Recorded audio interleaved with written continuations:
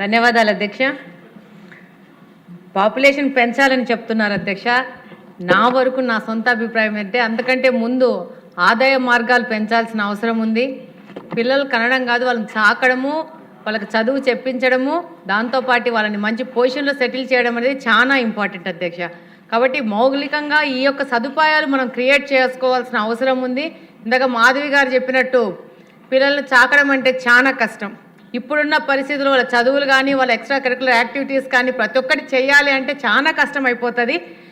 మనకున్న ఈ సమాజంలో ఇక్కడున్న ప్రతి ఒక్క మెంబర్స్ కూడా ఈ బాధ్యత మహిళది అని ఆలోచించే మనస్తత్వాలు ఎక్కువగా ఉన్నాయి.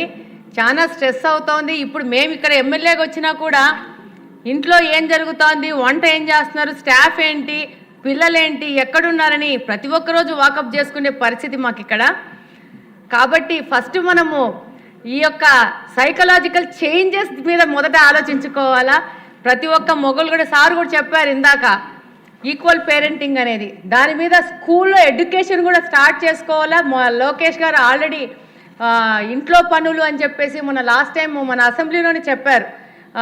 జనరల్గా ఇంతకుముందు ఇంట్లో పనులు అంటే ఆడోళ్ళ బొమ్మలు పెట్టేవాళ్ళు, ఇప్పుడు ఆ బొమ్మలు మార్చి మొగోళ్ళకు ఆడోళ్ళకి ఇంటి పనుల మీద సబ్జెక్ట్ ఇంట్రడ్యూస్ చేస్తున్నామని చెప్పారు. దాంతోపాటు టీచర్స్ కూడా స్కూళ్ళల్లో కౌన్సిలింగ్ చేయడం కానీ మోరల్ క్లాసెస్ తీసుకోవడం కానీ ఇవన్నీ చేసుకోవాల్సిన అవసరం ఉంది అధ్యక్ష.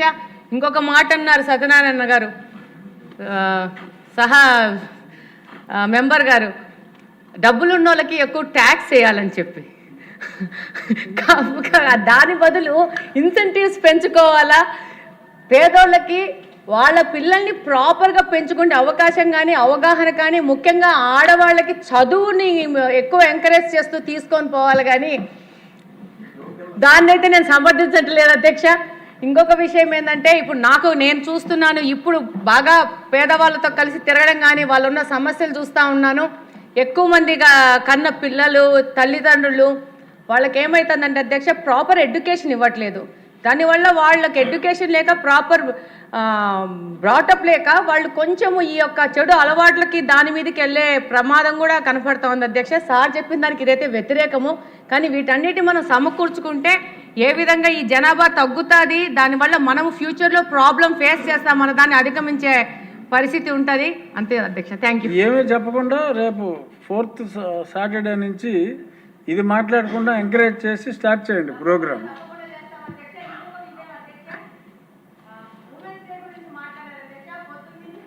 మహిళలంతా ఒక ఇష్యూ మీద మాట్లాడుతున్నాం అధ్యక్ష. ఉమెన్స్ డే అన్నారు, ఉమెన్స్ డేకి వెళ్ళి ఉమెన్స్ అంతా వెళ్ళేసి మహిళలతో కూర్చొని సంబరాలు చేసుకోవాలో, ఉమెన్స్ డే సెలబ్రేట్ చేసుకోవాలో అని చెప్తున్నారు అధ్యక్ష. కానీ మేము మా ఉమెన్స్ రూమ్లో మాట్లాడుతూ ఉన్నాము, ఉమెన్స్ డే అనేది మగోళ్ళు మహిళా దినోత్సవం సెలబ్రేట్ చేయాలని మా వైపు నుంచి విన్నది అధ్యక్ష. మా బర్త్డే జరిగితే మేమే కేక్ తెచ్చుకొని కోసుకోం కదా అధ్యక్ష, మాకు మీరు సెలబ్రేట్ చేయాలా ఉమెన్స్ డే అనేది అని చెప్పి సందర్భంగా తెలియజేసుకుంటున్నాను అధ్యక్ష. థ్యాంక్ యూ అధ్యక్ష. అందరూ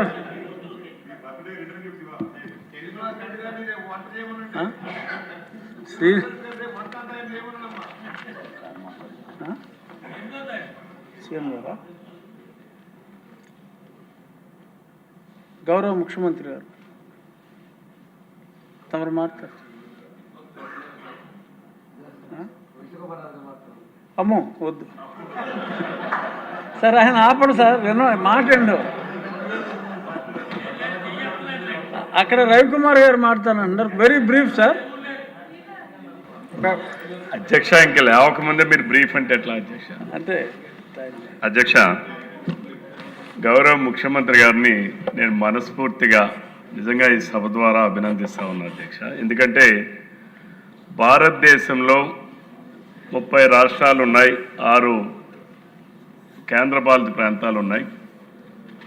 ఇంతవరకు ఒక రాజకీయ నాయకులంటే పరిపాలన సాగించడమే తప్ప రాబోయే తరానికి రాబోయే కాలంలో జరిగేటటువంటి మంచి చెడులను విశ్లేషణ చేసి ముందుగానే ఒక విజన్ని రూపొందించడం అనేటటువంటిది ఒకే ఒక్క వ్యక్తి భారతదేశ రాజకీయాల్లో ఉన్నటువంటి ఏకైక వ్యక్తి, అది మన గౌరవ ముఖ్యమంత్రి చంద్రబాబు నాయుడు గారు. అధ్యక్ష, నేను 1994లో మొట్టమొదటిగా మండలాధ్యక్షుడిగా ఎన్నికయ్యాను అధ్యక్ష. చంద్రబాబు నాయుడు గారు 95లో ముఖ్యమంత్రి గారు అయ్యారు అధ్యక్ష. అంటే ఆ రోజు అనుభవాలు చెప్తాను. ఆయన జన్మభూమి కార్యక్రమాన్ని ప్రారంభించారు అధ్యక్ష. 1 ఇయర్లో 4 టైమ్స్ జనం మధ్యకి పంపించే కార్యక్రమం అధ్యక్ష. అప్పుడు ఆయన మాట్లాడేటటువంటి 2 అంశాలు ప్రధానంగా మాట్లాడేవారు అధ్యక్ష. ఎక్కడికి పోయినా సరే, ఒకటి HIV పైన మాట్లాడేవారు అధ్యక్ష, 2 జనాభా నియంత్రణ పైన మాట్లాడేవారు అధ్యక్ష. ఆ రోజుల్లో మేము పోయి పబ్లిక్ జరిగిపోయి జనాభా నియంత్రణ కోసం మాట్లాడితే జనం ఏమనేవాళ్ళు అంటే అధ్యక్ష, ఏమయ్యా నువ్వేమైనా పోషిస్తావా అయింది, మేము ఎంతమందికి అంటే నీకేమని చెప్పి మాట్లాడేవాళ్ళు అధ్యక్ష. ఇప్పుడు జనం దగ్గరికి పోయి ఏమైనా జనాభా తగ్గిపోతూ ఉన్నారు, మీరందరూ కూడా 1, 2 నియంత్రణ అవుతున్నాం కాదు, 2కి మించి వెళ్ళాలి అని అంటే నువ్వు పోషిస్తావు అని చెప్పి ఇప్పుడు తిరిగి అడుగుతా ఉన్నారు అధ్యక్ష. ఇప్పుడు జనంలో ఉన్నటువంటి పరిస్థితి అధ్యక్ష. ఇక్కడ ఏంటంటే అధ్యక్ష, జనాభా తగ్గిపోవడానికి గల కారణాలు 2, 3 అంటే నేను ప్రాక్టికల్గా అంటే ఫీల్డ్లో చూస్తున్నటువంటిది నా అనుభవాలు చూస్తాను అధ్యక్ష. జెనెటిక్గా కొంతమంది ప్రాబ్లమ్స్ వల్ల కొంతమందికి పిల్లలు పుట్టడం లేదు అధ్యక్ష. రెండవది మహిళల్లో ఉండేటటువంటి ఇతర కారణాలు, మహిళలకు వచ్చేటువంటి కారణాల వలన కూడా పిల్లలు పుట్టేటటువంటి యోగ్యత లేకుండా పోతా ఉన్నారు అధ్యక్ష. మూడవది మరికొంత ఇప్పుడు మనం కూడా చూస్తున్నాం అధ్యక్ష, కొన్ని పత్రికలు కూడా చదివాం. ఇందాక డాక్టర్ గారు చెప్పారు, లివింగ్ రిలేషన్స్ అనేటటువంటిది కూడా మన దేశంలో కానీ ఇక్కడ కానీ ఏదైతే ఇతర పాశ్చాత్య దేశాల్లో ఉన్నటువంటి ఈ అలవాట్లన్నీ కూడా మనం అలవరుచుకోవడం వల్ల కూడా జనాభా తగ్గుతూ ఉన్నారు అధ్యక్ష. నాలుగవది, ఒకప్పుడు ఆడపిల్లలు ఇప్పుడు బాగా చదువుకున్నారు అధ్యక్ష, పెళ్ళిళ్ళ వయసు కూడా ఎక్కువ అవుతూ ఉంది అధ్యక్ష. దానివల్ల కూడా మగవాళ్ళు కావచ్చు, ఆడపిల్లల వాళ్ళు కావచ్చు, దానివల్ల కూడా కొంతమంది పిల్లలకు అనే యోగ్యత కూడా తగ్గిపోతూ ఉన్నారు అధ్యక్ష. అంటే ఈ 4 కారణాల వలన పిల్లలు కలిగేటటువంటి కారణాల వలన తగ్గిపోతూ ఉన్నాం అధ్యక్ష. రెండవది అధ్యక్ష, ఇందాక బండారు సత్యనారాయణమూర్తి గారు చెప్పింది కరెక్ట్. ఎవరైతే పేద మధ్యతరగతి వర్గాల్లో ఉన్నారో వాళ్ళైతే పిల్లలు 2, 3 వరకు చూడాలని అనుకుంటున్నారు అధ్యక్ష. ఎవరైతే ఉద్యోగస్తులుగా ఉన్నారో, ఎవరైతే మేము ఆర్థికంగా బాగా ఉన్నాము, మేము చాలా బిజీగా ఉన్నాము అనేటటువంటి ఎవరైతే పాశ్చాత్య పోకట్లకి పోయేటటువంటి కుటుంబాలు ఏవైతే ఉన్నాయో అక్కడే జనాభా అనేటటువంటిది చాలా వరకు తగ్గుతూ ఉన్నారు అధ్యక్ష. కింద పేద వర్గాల్లో జనాభా ఉన్నారు. ఇప్పుడు ఉన్నటువంటి మెయింటైన్ అయ్యేటటువంటి 1.5 రేషియో ఏ వర్గాల్లో ఉన్నారని మనం కానీ సర్వే చేస్తే అధ్యక్ష, పేద మధ్యతరగతి వాళ్ళలో బాగానే ఉన్నారు అధ్యక్ష. ఏపీఎల్ అండ్ అబోవ్ ఏపీఎల్ ఏదైతే ఉన్నారో వాళ్ళల్లోనే జనాభా చాలా తక్కువగా ఉన్నారు అధ్యక్ష. మూడోది ఎంప్లాయీస్, ఎవరైతే ఉద్యోగస్తులు 2 ఈరోజు ఐటీ ఉద్యోగాలు వచ్చిన తర్వాత, సాఫ్ట్వేర్ రంగం డెవలప్ అయిన తర్వాత ఉద్యోగాలు స్త్రీ పురుషులు ఎక్కువగా చేస్తున్నటువంటి సందర్భంలో అధ్యక్ష, సమయాభావం వల్ల కావచ్చు, లేకపోతే రేడియేషన్స్ అని అనేక రకాలైనటువంటి చెప్తా ఉన్నారు సైంటిఫిక్గా, వాటన్నిటి రీజన్స్ వల్ల కావచ్చు, సమయం కేటాయించలేకపోవడం వల్ల కావచ్చు, దానివల్ల కూడా పిల్లల్ని చాలామంది కావాలని కనేటటువంటి పరిస్థితి లేకుండా పోయింది అధ్యక్ష. తప్పనిసరిగా దీనిపైన ప్రభుత్వం ఆలోచించాల్సినటువంటి అవసరం ఉంది అధ్యక్ష.